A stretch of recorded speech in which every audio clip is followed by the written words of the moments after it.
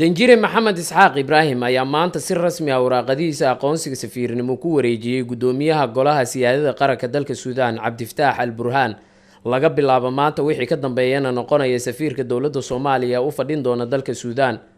danjire maxamed isxaaq ibraahim markii laga gudoomiyey waraaqadihiisa aqoonsiga u mahadceliyey gudoomiyaha golaha siyaadada qaranka dalka Suudaan Cabdifataax al-Burhaan waxa uu cadeeyay inuu aad ugu faraxsan yahay inuu noqdo safiir buuxa maanta kana shaqeyn doono xiriirka labada dal ee soo jireenka ah shacabka Soomaaliyeedna abaal badan u hayaan dowladda Suudaan oo dhan walba ka taageertay. dhanka kale danjiraha ayaa ka codsaday in si hagar la'aan ah ay ula shaqeeyaan jaaliyadda Soomaaliyeed ee ku dhaqan dalka Suudaan isla markaana ay ka shaqeeyaan sidii ay isaga kaashan lahaayeen kor u qaadida sharafta qaybaha kala duwan ee Soomaalida ku dhaqan dalka Suudaan. mar uu la hadlayay warbaahinta qaranka mahad gaaran u celinaya madaxweynaha jamhuuriyadda federaalka Soomaaliya oo runtii ii doortay inaan safiir ka noqdo waddanka Suudaan.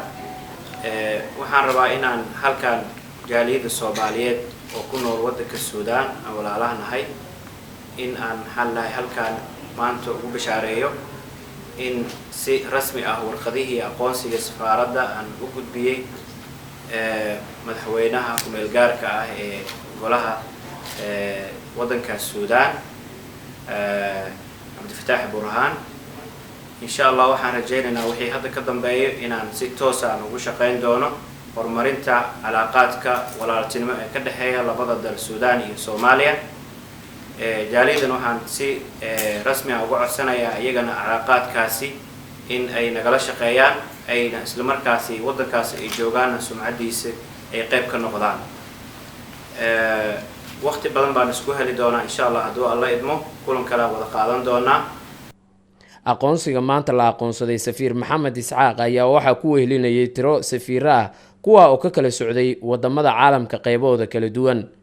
Cabbaas Maxamed Nuur, warbaahinta qaranka, caasimadda saddex geesoodka ee Khartoum, Suudaan.